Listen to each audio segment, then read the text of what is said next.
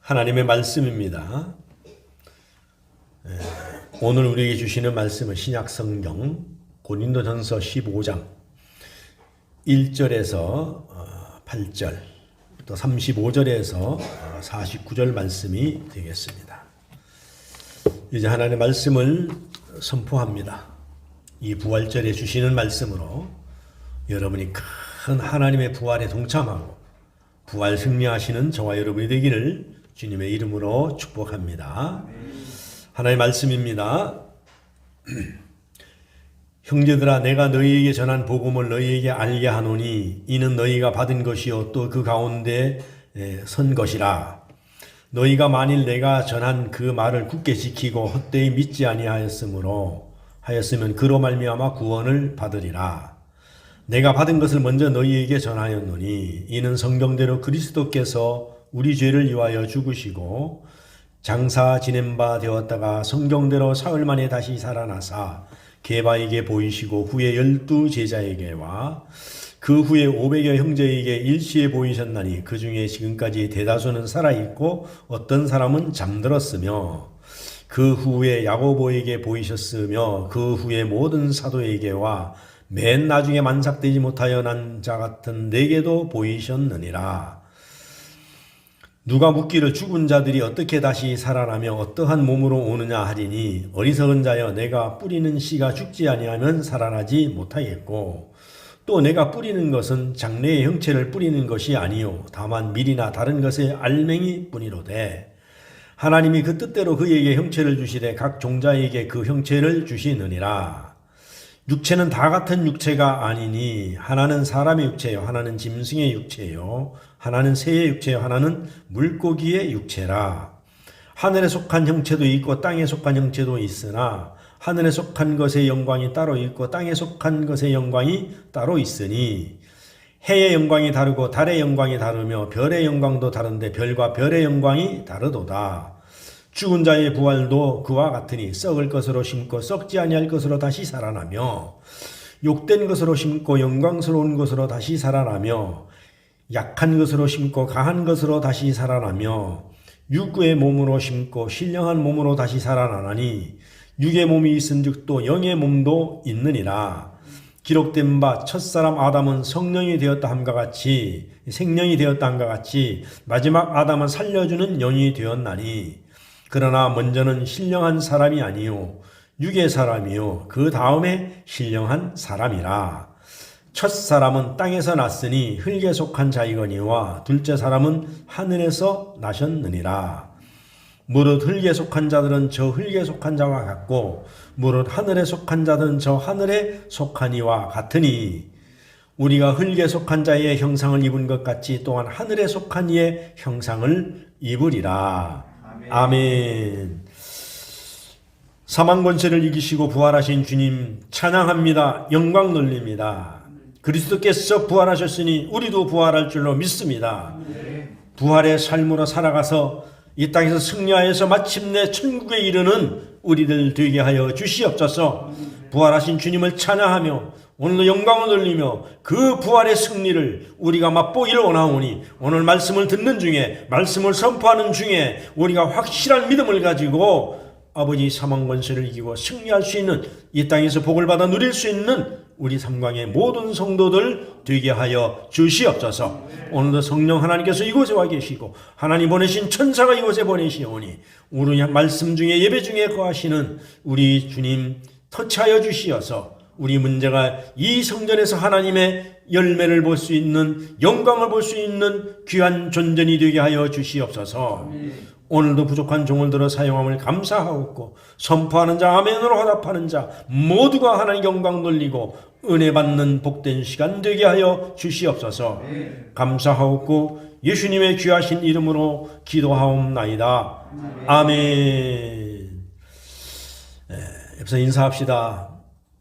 예수님의 부활을 축하합니다. 예수님의 부활을 축하합니다. 그리스도가 부활하셨으니 나도 부활합니다. 그리스도가 부활하셨으니 나도 부활합니다. 네, 할렐루야. 하나님이 세상을 이처럼 사랑하사 우리 가슴에 손을 얹고 부활하신 주님을 생각하겠습니다. 하나님이 세상을 이처럼 사랑하사 독생자를 주셨으니 누구든지 예수 믿으면 멸망하지 않고 영생을 얻으리로다. 요한복음 3장 16절. 아멘. 하나님이 저와 여러분을 이처럼 사랑하사 심판하러 오신 게 아니라 우리를 구원하러 오신 줄로 믿습니다. 아멘. 한번 따라합니다. 그리스도의 부활, 그리스도의 부활, 우리도 부활. 우리도 부활. 아멘. 예수 부활 어느 종교에도 없는 오늘 우리 기독교의 대명절입니다. 할렐루야. 아멘. 4월 초파일과 겹들여 가지고 오다 보면은 등을 갖다 언제부턴가 온 길거리 도시를 다 장식하는데 원래 가짜가 더 요란스러운 겁니다. 진짜는 조용한 거예요. 오늘 우리 주님 부활하신 것을 여러분 믿으시면 두 손 들고 아멘 하시기 바랍니다. 할렐루야. 왜냐하면 이거는 역사적인 사실이에요. 역사. 예수님이 세상의 역사의 기준이 되셨다는 것입니다. 온 인류의 역사예요. 목숨 걸고 예수님의 부활을 증거하는 증인들이 이렇게 많다는 것도 하나의 역사입니다. 우리 예수님은 성경대로 우리 죄를 위하여 죽으셨다가 성경에 쓰여진 대로 오늘 쓰여졌잖아요. 사흘 만에 다시 살아나사 게바에게 보이시고, 게바, 베드로가 이름 개명 전에 후에 12제자에게 500여 형제와 그 후에도 야고보와 또 모든 사도와 바울에게도 예수님이 나타나서 보이셨다는 것입니다. 할렐루야. 뿐만 아니라 예수님은 부활하신 후에도 40일 동안 이 땅에 계시면서 많은 제자들을 만나보았고, 그리고 그곳에 많은 사람들이 예수님이 살아계신 것을 목격했다는 사실입니다. 그래서 성경에 보면은 500여 문도라 그랬지만 제자들을 합쳐서 많은 사람들을 하면은 700~800명 정도가 되는 거예요. 예수님이 승천하는 걸 본 사람들이. 할렐루야. 여러분, 한 사람이 봐도 그거 증거, 두 사람만 봐도 증거하기가 어려운데, 여러분 그렇게 많은 사람 어떻게 입을 갖다 다 막을 수가 있겠습니까? 갈릴리 바닷가에서 다 봤는데. 할렐루야. 그래서 이 땅에 수많은 성인들이 많이 있습니다. 그걸 갖다 사람들이 성자라 그래요. 그런데 그 사람들이 붙일 수 있는 이름이 그것 때문에, 그것뿐이기 때문에 성자라고 합니다. 그러나 예수님은 성자가 아닙니다. 내가 늘 말씀드리지만 부모 자식 간에 어떻게 성자가 될 수 있어요? 아들이 부모님한테 갖고 성자님 이렇게 합니까? 아버지입니다. 아버지. 그러니까 변함없는 거예요. 우리 하나님은 아버지가 되시는 거예요. 왜냐하면 우리를 만드셨기 때문에, 우리를 낳으셨기 때문에. 할렐루야. 그래서 많은 성인들이 이 땅에 왔다가 죽었는데 다 무덤이 있어요. 예수님도 무덤이 있어요. 그런데 예수님은 부활하시기 때문에 빈 무덤이라는 것입니다. 할렐루야. 우리 그 영상으로다가 골고다 언덕에 성모교회를, 오늘 왜냐하면 이스라엘 가면 있잖아요. 그걸 갖다 우리는 성지라고 하는 거예요. 역사적으로 그대로 있는 거예요. 세계 역사가 하나님 역사고 하나님 역사가 세계 역사예요. 그래서 아무런 대학교에서 어떤 교수가 무엇을 연구하더라도 연구하다 보면 결국은 어디로 가요? 하나님께로 가는 거예요. 목적지가 하나님이란 말입니다.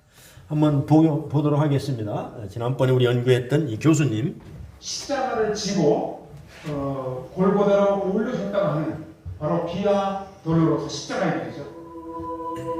로마 병사의 채찍과 발길질, 구경꾼들의 조롱과 멸시 속에 골고다 언덕을 오른 예수. 십자가 위에서 인류를 구원하기 위해 비극적인 최후를 맞습니다. 이곳에 들어선 순복교회에는 모진 고문과 굴욕을 당한 예수가 십자가에 못 박혀 숨을 거두는 무덤에 묻히기까지 기록이 남아 있습니다. 전 세계 기독교 신녀뿐만 아니라 여행객들도 순교의 땅인 이곳을 꼭 불러가는데요.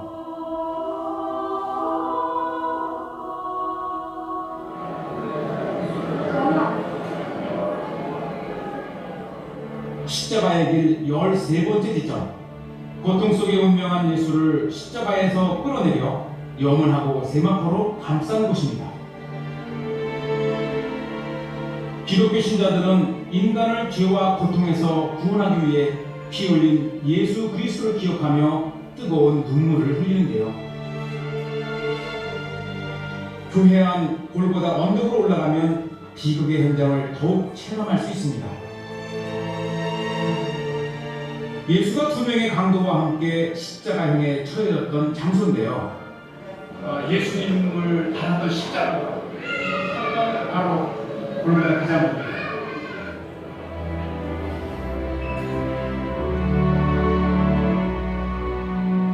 기독교 최대의 성지입니다. 예수가 3일 후에 부활했다는 십자가의 길 마지막 지점인데요. 눈부시게 밝은 빛이 무덤 주위를 비추고 있습니다. 바로 이것이 예수님의 무덤입니다. 골고다에서 달려 돌아가신 후 운명하신 후 안티된 2000년 전에 바로 예수님의 무덤이죠.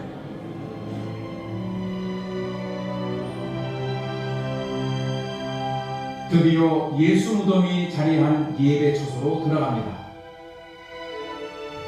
무덤 속에 안장된 후 큰 돌을 굴려 막아두었다고 하는데요.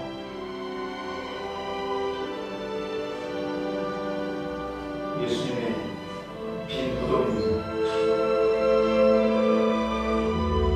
신약 성경에는 예수가 3일 동안 죽음에 있다 부활했다고 기록되어 있습니다. 이웃을 섬기고 고통받는 이들을 외면하지 말라고 가르쳤던 예수. 이웃사람을 넘어 원수까지 보듬어 안았던 구원자의 가르침이 분쟁의 땅 예루살렘에 울려 퍼집니다.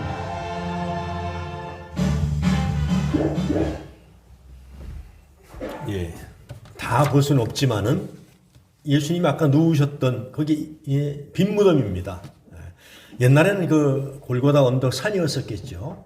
그리고 밑에서부터 채찍이 맞으면서 올라갔던 그 언덕길이 다 옛날에는 그냥 골짜기였었죠. 그런데 지금 많은 2000년이 흐르면서 사람들이 거기다가 집을 짓고 사람이 몰리니까 가게를 만들고 또 비가 안 맞도록 이렇게 집을 짓다 보니까는 뭐 이상하게 변했지만은 그러나 그 십자가 옛날에 나무로 만들어 놓은 십자가에 달렸던 예수님의 장소는 틀림이 없습니다. 여러분 그래서 또한 보세요.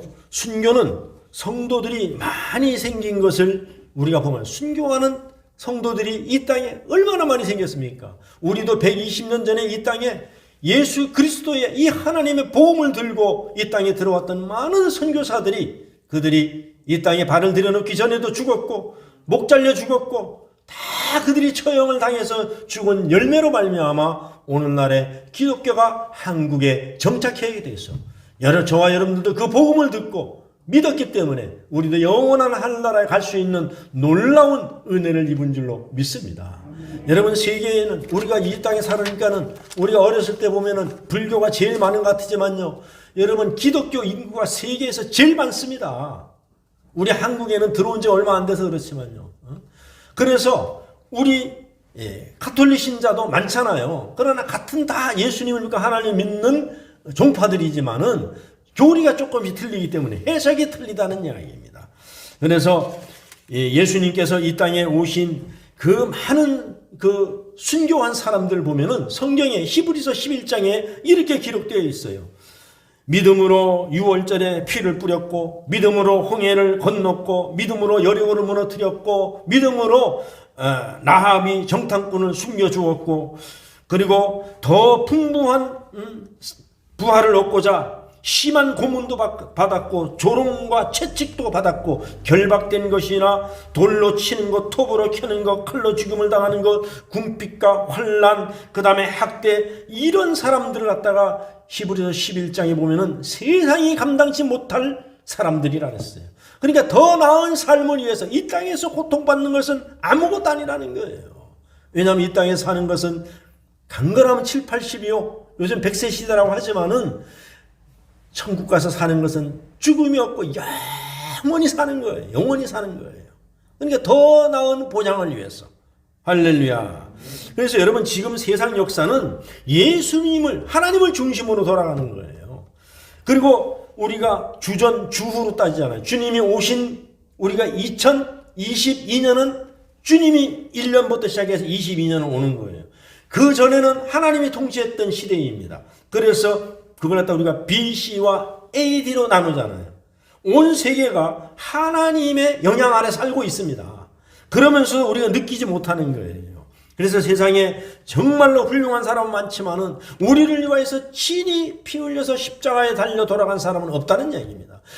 쉽게 얘기하면은 좋은 말을 하는 사람은 많지만은 실질적으로 우리에게 좋은 것을 주는 사람은 없다는 이야기예요. 주는 사람은. 그래서 부활하신 예수님의 역사의 중심이 되셨기 때문에, 즉 예수님의 부활로 기독교가 탄생되었고 기독교가 이 세상의 역사와 문화에 변화와 생명을 가져왔다는 것입니다. 우리가 너무 세월이 많이 흘러서 몰라서 그렇죠. 사실은 기독교 문화가 여기에 흘러 옛날에는 걸어왔잖아요. 수십 년 수백 년을 걸어와서 여기에 와서 정착했는데 그게 어느 자손이냐, 우리가 에서의 자손이 이쪽으로 넘어왔잖아요. 그래서 우리가 3일 만에 우리가 사람이 죽으면 3일 만에 장례를 지냅니다. 그것도 기독교 문화예요, 다. 왜냐하면 옛날에 돌아가시면 3일 만에 살아났는가 죽었는가 보러 가는 것이 그게 3일장이라는 거예요, 3일장. 그러니까 그런 문화가 들어왔는데 이것이 어디서부터 왔는지 모르는 거예요. 요즘은 컴퓨터가 있고 손으로 기록하고 연필이 있고 종이가 있지만 옛날에 그런 게 없잖아요. 구전으로 전부 가는 거예요. 그래서 내가 늘 말씀드린 제사 지내는 것도 어쩌면 성경의 구약의 단을 쌓고 제사 지내는 거하고 우리 조상들이 안 믿는 사람 지내는 거하고 비슷합니다. 보면은요. 제사 지내는 방법도. 그래서 여러분, 우리는 예수님이 부활하신 당시 예수님 부활을 직접 목격하지는 않았습니다. 우리는. 하지만 우리는 예수님의 부활이 역사적 사실임을 믿음으로 받아들이는 거예요. 아까 영상으로 봤던 그 이스라엘의 성지순례에 가면 거기는 기독교 역사가 처음부터 끝까지 다 있는 거예요. 그대로 그 도시가 이루어져 있고, 그리고 그 성지순례를 따라가면은 여리고 성서부터 그 느보산까지 다 있는 거예요. 가면은요. 구약 성경에 나오는 갈멜산도 있고 다 있습니다. 우리나라 지도의 형상에 다 나오는 거예요. 그렇기 때문에 우리가 이걸 갖다가 보지 못했기 때문에 우리가 못 믿는다? 그건 있을 수 없는 일이에요. 만약에 이런 거예요. 여러분 부모님이, 늘 말씀드리지만 부모님이 여러분을 낳는 거 봤습니까? 못 봤습니까? 저도 못 봤어요. 아니, 봤지만은 처음에 나오면 생후에 엄마 뱃속에서 나오면 눈이 안 보여서 못 보는 거예요. 못 보는 거예요. 그리고 철이 없어서 또 모르는 거예요. 그런데 나중에 어린아이로 점점 3살, 4살, 5살 지나가면서 사람들이 뭐라 그래요? 엄마가 너를 낳았다는 거야. 그래서 우리가 믿는 거죠. 엄마가 낳았다. 그건 역사예요. 우리는 못 봤지만은 아버지, 엄마, 할아버지, 할머니가 볼 때는 그건 역사예요. 그 집안에. 그거는 믿으면서 예수님이 우리를 위해서 십자가에 달려 돌아가시고 부활했다는 것은 왜 못 믿느냐는 이거죠. 그래서 아무쪼록 예수님의 부활을 확실히 믿고 증거하는 복된 자들이 다 되시기를 주의 이름으로 축원합니다. 할렐루야. 그래서 그리스도의 부활하셨다면은 우리도 부활하는 것을 믿어야 될 줄로 믿습니다. 한번 따라합시다. 우리도 부활합니다. 옆 사람 인사합시다. 우리도 부활합니다. 예수 그리스도가 사망 권세를 이기시고 부활하셨습니다. 그러나 오늘 본문을 읽었던 이 고린도 교회의 당시의 교인들은 같은 예수를 믿으면서도 예수님의 부활을 믿는 사람도 많지만 그 중에는 예수의 부활을 안 믿는 사람도 그 당시에 있었다는 것입니다. 고린도서 15장 12절입니다. 그래서 그리스도께서 죽은 자 가운데서 다시 살아나셨다 전파되었거늘 너희 중에서 어떤 이들은 어찌하여 죽은 자 가운데서 부활이 없다 하느냐 그랬습니다. 그래서 이 당시 사람들의 육체는 한 번 죽으면은 그 용도가 다 그냥 폐기되고 끝나는 줄 알았다는 것입니다. 오직 사람의 영혼만이 계속 존재한다고 생각했어요. 그래서 부활을 믿지 못했던 사람들은 그리스 철학의 영향을 받아 육체를 갖다가 어떻게 했어요? 부정하게 생각했고 인간의 몸을 영혼이 갇혀 있는 감옥이라 이렇게 생각을 했다는 것입니다. 그래서 바울은 그 문제에 대해서 이렇게 말합니다. 오늘 13절 14절입니다. 한번 보여주시기 바랍니다. 만일 죽은 자의 부활이 없으면 그리스도도 다시 살아나지 못하셨으니라. 그리스도께서 만일 다시 살아나지 못하셨다면 우리가 전파하는 것도 헛것이요 또 너희 믿음도 헛것이며. 할렐루야. 무슨 말입니까? 만약에 예수 그리스도께서 부활하지 않았다면 여러분들이 오늘 여기 나와서 예배드리고 우리가 믿는 것들도 다 헛것이라는 얘기입니다. 할렐루야. 얼마나 이것이 정말로 헛것이겠습니까? 말도 못하는 손해 아니겠습니까? 그러면서 19절 20절에 보면은 만일 그리스도 안에서 우리가 바라는 것에 다만 이 세상 삶뿐이라면 모든 사람 가운데서 우리가 더 불쌍한 자니라. 그러나 이제 그리스도께서 죽은 자 가운데서 다시 살아나서 잠자는 자들의 첫 열매가 되었으니. 할렐루야. 첫 열매. 여러분 우리가 농사를 지면은 과일도 그렇고 언젠가는 첫 열매가 있었을 것 아닙니까? 그리고 따먹고 그 씨앗을 놔뒀다가 또 심는 거예요. 그러면 또 싹이 나서 또 납니다. 그러니까 첫 열매가 됐으니 우리는 예수 그리스도로부터 난 사람들이니까는 예수님이 첫 열매가 됐으면 우리도 같이 부활한다는 거예요. 할렐루야. 그런데 만약에 그것이 없다면 우리가 세상에서 가장 불쌍한 사람들이 어리석은 사람이다 이거예요. 얼마나 어리석습니까? 교회 와서 교회를 운영하기 위해서 헌금도 내요. 어디 놀러 가고 싶은데 못 놀러 가요. 코로나가 3년 가까이 연속되면서 답답한데 다른 사람 다 놀러 가는데 우리는 주일날마다 내려서 예배 드리고 있어요. 얼마나 불쌍한 사람들입니까? 만약에 천국이 없다면, 부활이 없다면 얼마나 불쌍한 사람들입니까? 그 바울 사도는 지금 그것을 말씀하고 있어요. 그래서 바울은 만일 예수님의 부활이 없으면 모든 것이 헛것이라는 것입니다. 그리고 만일 그리스도께서 죽음을 이기고 다시 사신 일이 없다면 우리의 모든 믿음이 헛것이 되고 우리는 여전히 죄악 가운데 사망을 향해서 달려가는 어리석은 사람들이라는 것입니다. 또 예수 그리스도를 믿고 잠자는 자들도 부활이 없기에 우리보다 먼저 죽은 사람들도 부활이 없으면 다 그 사람들도 망한 사람들이라는 거예요. 그래서 자신과 같이 모진 고난과 핍박 속에서 여러분 바울 사도와 같이 모진 고난과 핍박 속에서 예수의 종이 됐던 사람도 없어요. 바울이야말로 당대의 최고의 가문이요 당대의 최고의 석사 박사요 당대의 정말로 대단한 집안의 사람이었었는데 그것을 다 부귀영화를 버리고 매맞고 배고프고 추위와 무서움과 두려움에 떨면서 복음을 전했는데 얼마나 억울하겠습니까? 얼마나 억울하겠습니까? 목숨을 걸고 복음을 전파한 사람들이 그렇다면 만약에 부활이 없고 우리가 천국이 없다면 굉장히 불쌍한 사람들이라는 거예요. 예수 그리스도의 부활처럼 우리들도 영광스러운 부활을 기다리고 있다는 소망으로 살아가야 된다는 것입니다. 이와 같이 부활의 소망, 부활의 기쁨을 간직하며 살아갈 수 있는 저와 여러분이 되시기를 주의 이름으로 축복합니다. 그럼 우리가 어떻게 부활하는가의 첫 번째 바울의 질문의 답변입니다. 부활이 어떻게 가능한가? 이에 대해 바울은 파종한 씨에 대하여서 이야기를 들려주고 있습니다. 36절입니다. 36절에 보면은 어리석은 자여 너의 뿌리는 씨가 죽지 아니면 살아나지 못하겠고 바울은 부활을 부인하는 자들을 어리석은 자로 부른 후에 땅에 뿌리는 씨앗이 죽지 않고 그대로 있으면 아무런 열매도 맺지 못한다고 했습니다. 여러분 요즘 봄이잖아요. 씨앗을 얼마나 파종하는지 몰라요. 저도 요양원에서 올해는 꽃씨를 많이 파종해놨어요. 호박도 갖다 심어봤어요. 옥수수도 심어봤어요. 근데 그게 작은 씨앗입니다. 옥수수 따면 밑에 뿌리 이제 그쪽으로 심어야 됩니다. 그럼 더 호박도 뾰족한 쪽을 땅에다 심어야 빨리 올라옵니다. 근데 그 형체는 다 사라져버리고 없어요. 다 썩어서. 그런데 신기한 것은 옥수수나 만약에 호박이나 그 씨앗 그대로 있는 것이 아니라 올라오면서 썩어서 다 없어져 버리고 다른 형태로 올라오는 거예요. 어떻게 올라와요? 줄기로 올라오잖아요. 어마어마하게 크게 올라옵니다. 옥수수 하나를 심었는데 다른 형태로다가 옥수수 대가 쫙 올라오는 거예요. 지금 바울은 그것을 얘기하고 있는 것입니다. 그러면서 반대로 뭐라고 얘기해요? 씨앗이 죽으면은 열매를 맺게 된다는 것입니다. 죽어야 형태가 나와서 나중에는 열매를 맺게 된다는 것입니다. 이와 같이 바울은 씨앗이 죽는 과정을 통해서 새로운 형태로 살아나듯이 우리의 육체도 죽음을 통해서 새로운 부활의 몸을 잊게 된다고 주장하고 있는 거예요.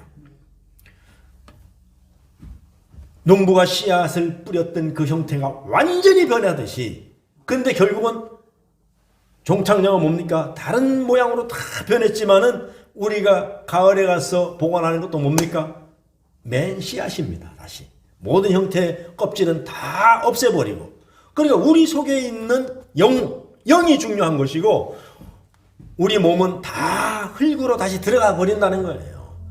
그 농토에서 자랐던 콩이나 옥수수나 벼나 다 어디로 들어가요? 다 흙 속으로 들어가 버리고 없는 거예요. 몇 년 흐르면 다 흙으로 다 흡수돼 버리고 없는 겁니다. 그리고 뭐만 남아요? 알갱이, 씨앗만 남는 거예요. 할렐루야. 우리 영혼도 그렇다는 겁니다. 우리가 처음에 하나님께서 만들 때는요, 영원히 죽지 않은 영혼으로 만들었어요. 성경이 처음에 시작할 때 뭡니까? 아담이 930살을 살고 죽었어요. 근데 아담이 왜 930년밖에 못 살았느냐? 죄를 졌기 때문에 그런 거예요. 하나님과 같이 되려했기 때문에. 그래서 성경에 보면은 보통 800세, 900세 그렇게 살아요. 1000년 사는 사람은 935세가 최고 많아요. 그러니까 농부의 씨앗이 변하듯이 마찬가지라는 얘기입니다.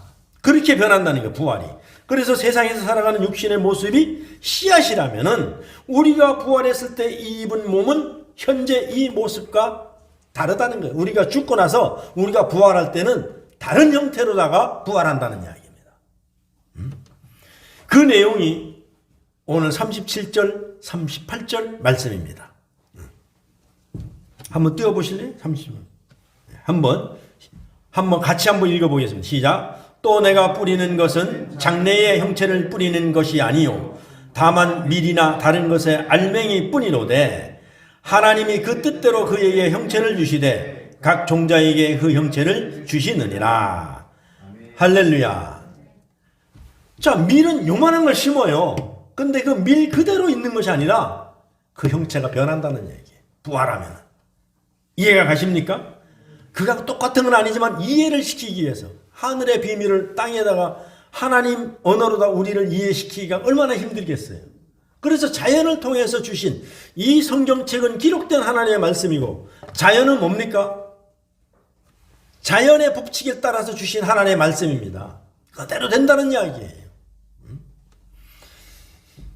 그래서 하나님은 처음부터 우리에게 부활의 몸을 주시지 않았습니다. 지금 우리가 믿고 있는 이 육신에 다 자란 열매의 모습이 아니라 씨앗의 모습이라고 할 수 있습니다. 할렐루야. 그래서 농부가 밭에 씨를 뿌리지만 사실 씨앗이 자라고 열매를 맺는 것은 농부가 할 수 있는 일이 아닙니다. 누가 합니까? 하나님이 하시는 거예요. 농부는 그냥 뿌려놓을 뿐이에요. 농부는 뿌려놓을 뿐입니다.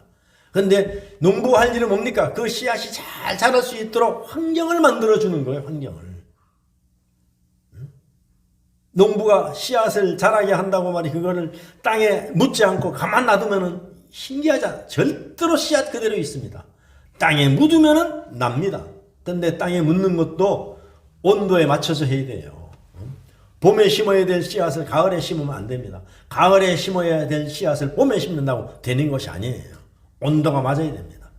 그래서 여러분 아프리카에는 낮이 따뜻하고 나무도 잘 자라는데 거기 가면 채소가 잘 되겠지. 천만에요. 채소가 제일 귀한 데가 거기입니다.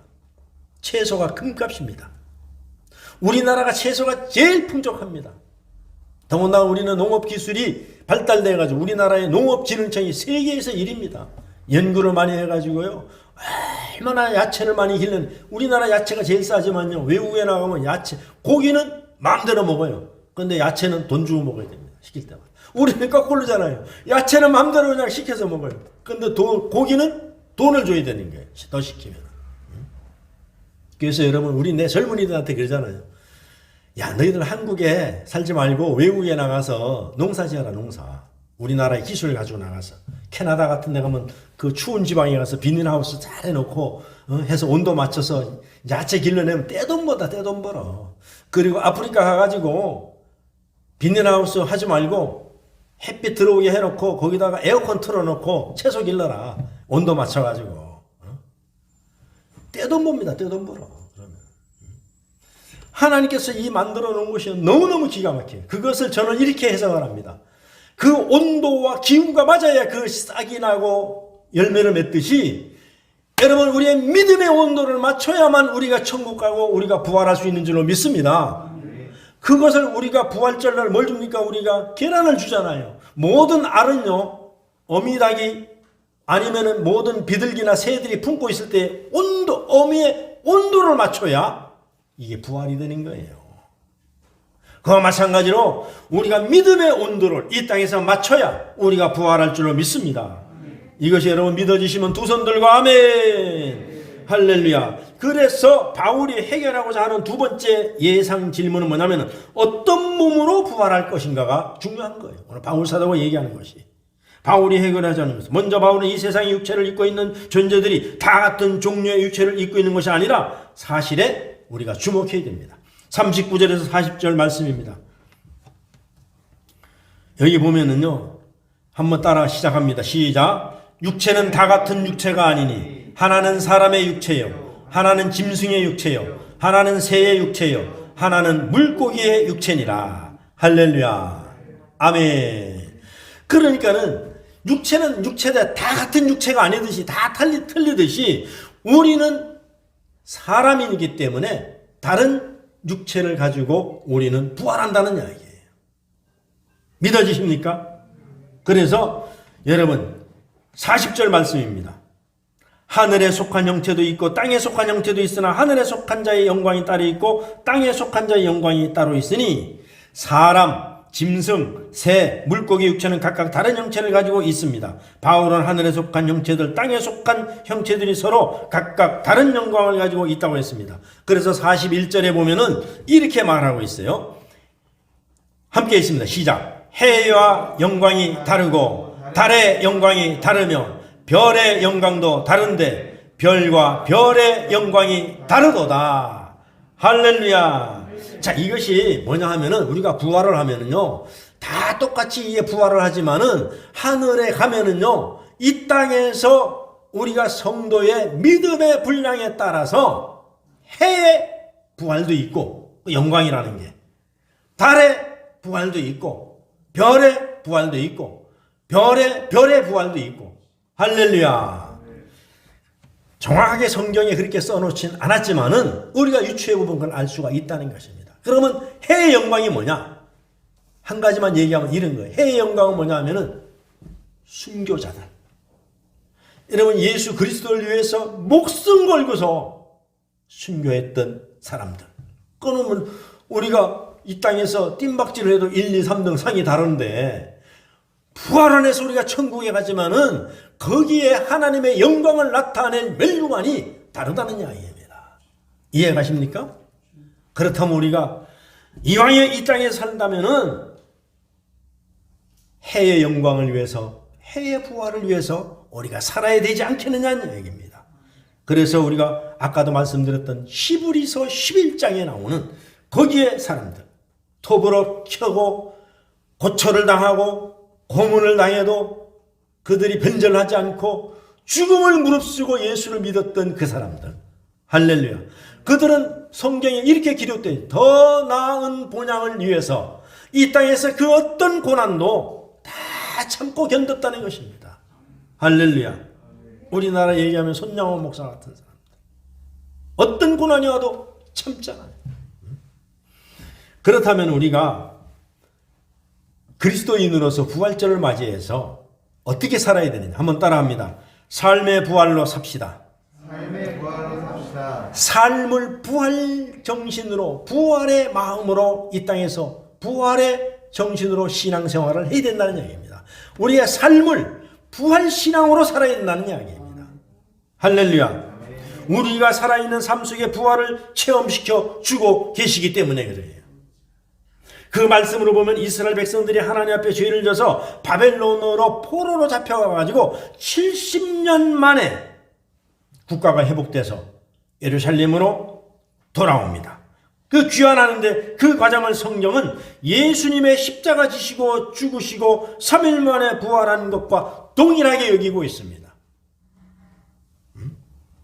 그래서 이 예수님의 부활 과정을 구약 성경은 이스라엘 백성이 바벨론 포로로 살다가 해방되는 것을 성경은 무덤을 열고 부활했다고 말하고 있습니다.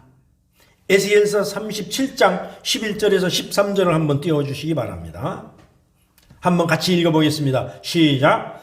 또 내게 이르시되 인자야 이 뼈들은 이스라엘 온 족속이라. 그들이 이르기를 우리의 뼈들이 말랐고 우리의 소망이 없어졌으니 우리는 다 멸절되었느니라. 그러므로 너희는 대언하여 그들에게 이르기를 주 여호와께서 이같이 말씀하시기를 내 백성들아 내가 너희 무덤을 열고 너희로 거기에서 나오게 하고 이스라엘 땅으로 들어가게 하리라. 할렐루야. 마른 뼈가 이스라엘에 비유했어요. 그리고 그들이 거기서 들어간 것 같은 무덤으로 비유하고 있습니다. 거기서 해방돼서 70년 만에 나오는 걸 갖다가 부활로 예언하고 있습니다. 그것이 에스겔서에 있었던 것이 신약에 와서 예수님 부활로 이루어지는 거예요. 할렐루야. 그래서 이 세상에서 살면서 체험할 수 있는 부활의 체험. 할렐루야. 우리는 거기서 무덤을 열고 나와야 될 줄로 믿습니다.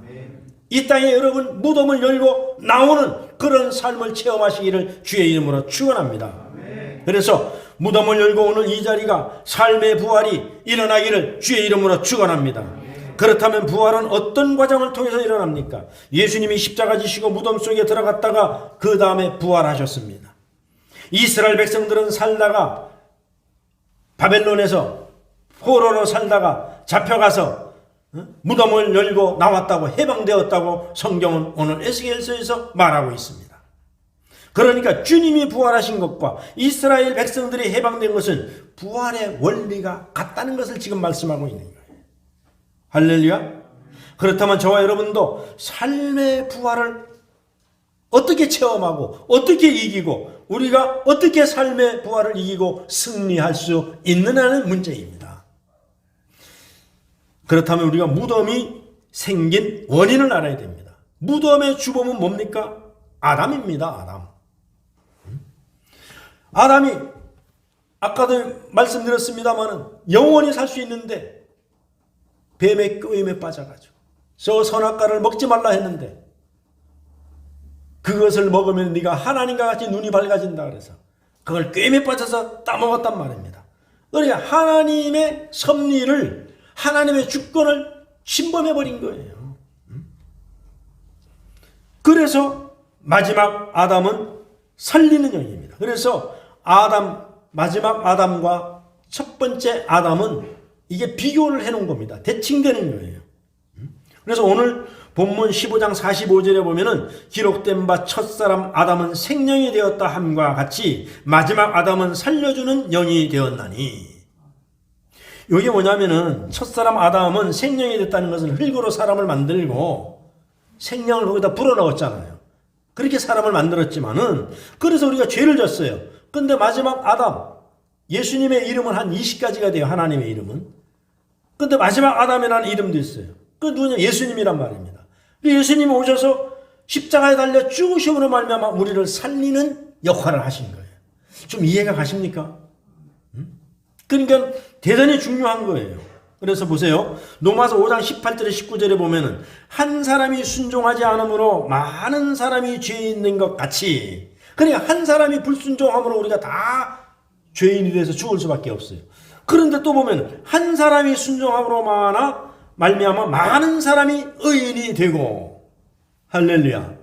그러니까 씨앗이 중요하다는 거예요. 씨앗이 한 사람이 중요하다는 거예요.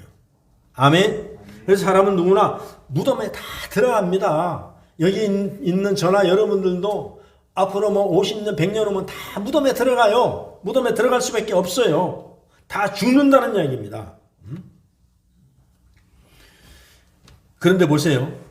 우리가 십자가를 가지고 무덤에 들어가면 살아날 줄로 믿습니다. 근데 그 십자가가 뭐 이런 십자가를 얘기하는 게 아니에요. 이거는 우리가 상징적으로 다 걸어놓는 것이지 여기에 무슨 능력이 있고 그런 것이 아니에요. 만약에 여기다가 무슨 여기를 믿고 있다면 우리가 불상을 갖다 돌로 냄새도 못 맡고 눈이 있어도 보지도 못하고 다리가 있어도 걷지도 못하는 불상 만들어 거기 가서 이렇게 비나이다 비나 똑같은 거예요. 그게 성경이 그걸 갖다 제일 어리석은 사람이라고 성경이 기록해 놨잖아요. 이것은 뭐냐면은 주의 보혈, 주님의 영이 우리에게 들어와야 돼요. 우리 속에 역사해야만 기적이 일어난다는 것입니다. 할렐루야. 아멘. 그래서 그 십자가는 뭐냐면은 예수님을 영접해야 돼요. 그래서 성경에 보면은 영접이 많이 나오잖아요. 예수님을 모셔야 돼요. 내가 너 안에, 너가 내 안에. 할렐루야. 그래서 하나님은 여러 가지 삶의 무덤을 우리에게 주십니다. 삶의 무덤을 주시는데 그게 뭐냐 하면 우리가 이 땅에 살아가면서 질병의 무덤, 그 다음에 참 원하지 않는데 자녀들의 무덤, 환경의 무덤, 우리 삶의 여러 가지 무덤들을 주십니다. 그런데 이 세상 자체가 원래가 무덤이에요. 무덤입니다. 이 세상 자체가. 그래 무덤 속에 들어갔는데 어떤 사람은 예수님의 십자가를 붙잡고 무덤에 들어갑니다. 어떤 사람은 아담을 붙잡고 무덤에 들어갑니다. 그래서 이것을 해결해 주기 위해서 오신 분이 누구냐면은 예수 그리스도시라는 거예요. 십자가에 달려 돌아가고 오늘 부활하신 거예요. 그러나 십자가를 붙잡고 들어가는 사람은 부활이 일어납니다. 그렇지만 아담을 붙잡고 무덤에 들어가는 사람은 그것을 끝입니다. 선악과를 따먹고 그 죄지은 아담을 따라가는 사람들. 그래서 우리가 예수 믿는 사람들 우리가 장례식에 많이 가보잖아요. 부산 가도 영락공원에 많이 가잖아요.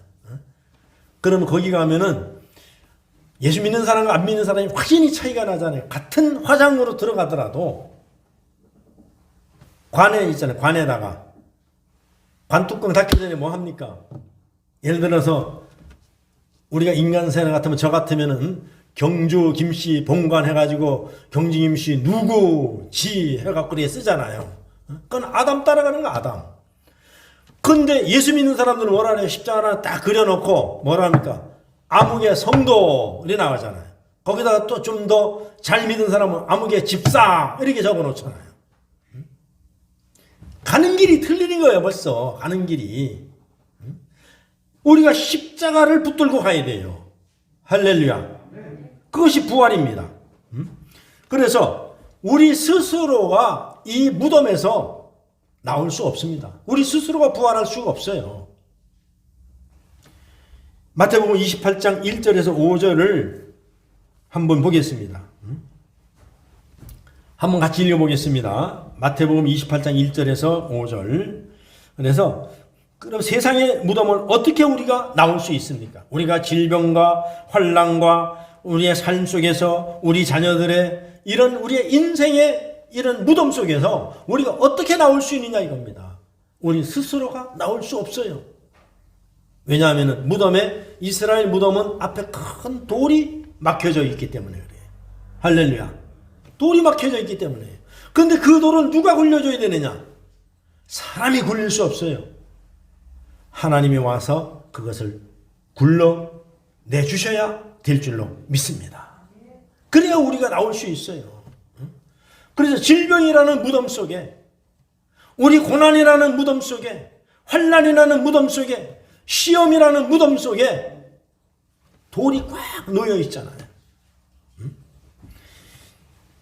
마태복음 28장 1절에서 5절 제가 읽겠습니다. 안식일이 다 지나고 안식 후 첫날 되려는 새벽에 막달라 마리아와 다른 마리아가 무덤을 보러 갔더니 큰 지진이 나며 주의 천사가 하늘로부터 내려와 돌을 굴려내고 그 위에 앉았는데, 오늘 누가 굴려냈다? 돌을 누가 굴려냈다 그랬어요?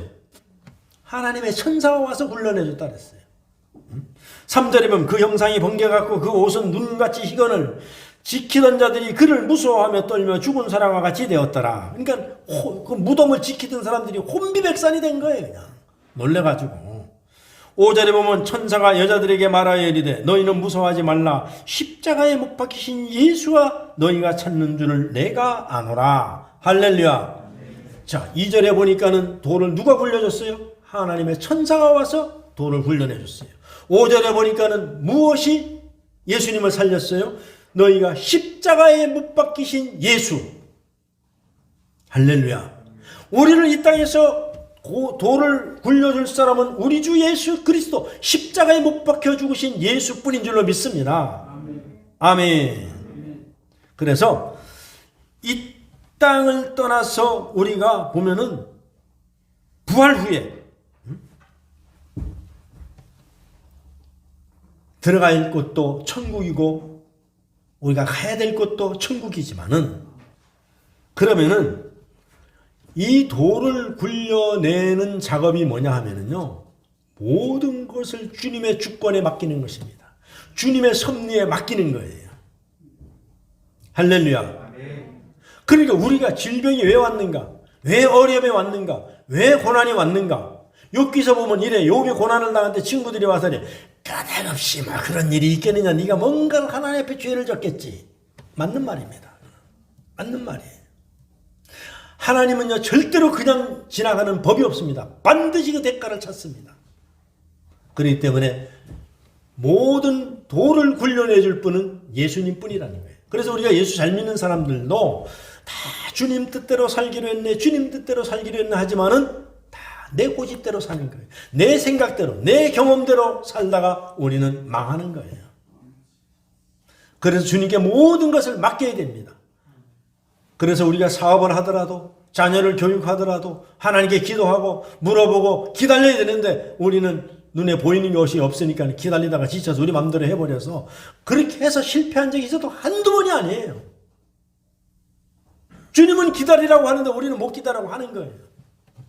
성경 전체가 보면 그런 것들로 애끼습니다.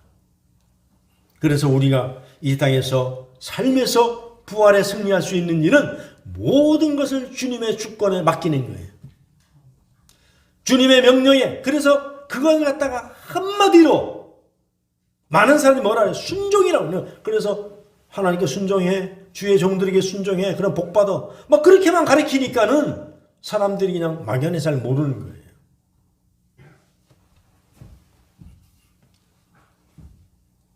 그렇기 때문에 이 땅에 태어나서 흙에 속한 자이지만은 예수 그리스도는 성령으로 잉태되심으로 말미암아 하늘로부터 태어나신 분이기 때문에, 아담의 후손인 우리 모든 인류는 그들의 조상 아담을 따라 흙에 속한 자였습니다. 그러나 이제 예수 그들을 믿고 따르는 모든 자들은 더 이상 흙에 속하지 아니하고 하늘에 속한 자가 되었습니다. 그래서 하늘에 속했다는 말은 영광스러운 부활의 몸을 입을 그리스도인을 가리키는 거예요. 오늘 마지막 49절입니다. 보세요. 49절에 보면은 여기 있으면 시작. 우리가 흙에 속한 자의 형상을 입은 것 같이 또한 하늘에 속한 이의 형상을 입으리라. 할렐루야.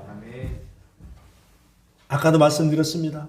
씨앗을 심었는데 씨앗을 심었지만 그게 자라서 형체가 변하듯이 우리가 이 땅에서 우리가 흙에 속한 자의 형상을 지금 입고 살고 있잖아요. 우리의 몸은 흙이잖아요. 그러나 우리가 죽으면 부활할 때에 하늘에 속한 형상을 입고 다시 태어날 줄로 믿습니다. 아멘. 예수 그리스도를 따라 하늘의 형상 곧 영광스러운 부활의 몸을 입는 것이 우리 그리스도인들의 소망이 되어야 될 줄로 믿습니다. 말씀을 정리합니다. 사랑하는 우리 삼강의 성도 여러분, 예수 그리스도의 십자가 죽음과 부활의 역사적 사실이라는 것을 믿으시기를 바랍니다. 따라서 그를 믿고 따르는 우리 모든 그리스도인들의 부활도 신화나 허구가 아니라는 사실입니다. 둘째로 우리의 소망은 부패하는 이 세상과 썩어질 우리의 육체를 위한 삶일 수가 없습니다. 우리의 소망은 예수 그리스도의 부활에 참여하여 저 하늘에 속한 자의 형상인 것을 여러분이 잊지 마시고 이 땅에서 삶에서 부활을 보시기를 주의 이름으로 축원합니다. 이제 우리 앞에 썩지 않고 더럽지 않고 쇠하지 아니하는 소망이 있습니다. 날마다 이 부활의 소망을 간직하고 살아가시기를 주의 이름으로 축원합니다. 그래서 사망 권세를 이기고 부활하신 예수 그리스도께서 우리에게 주실 영광스러운 부활을 굳게 믿으시며 하나님께 감사와 찬양을 올려드리며 살아가는 저와 여러분이 되시기를 이 부활절을 맞이하여서 강력하게 예수 그리스도 이름으로 축원합니다. 기도하겠습니다. 참으로 좋으신 아버지 하나님 감사합니다. 영광을 돌립니다. 예수 그리스도께서 부활하셨듯이 우리도 부활할 줄로 믿습니다. 부활 신앙으로 우리가 이 땅에서 부활의 삶을 살아가는 복된 우리 모든 삼강의 성도들 되게 하여 주시옵소서. 감사하옵고 예수님의 귀하신 이름으로 기도하옵나이다. 아멘.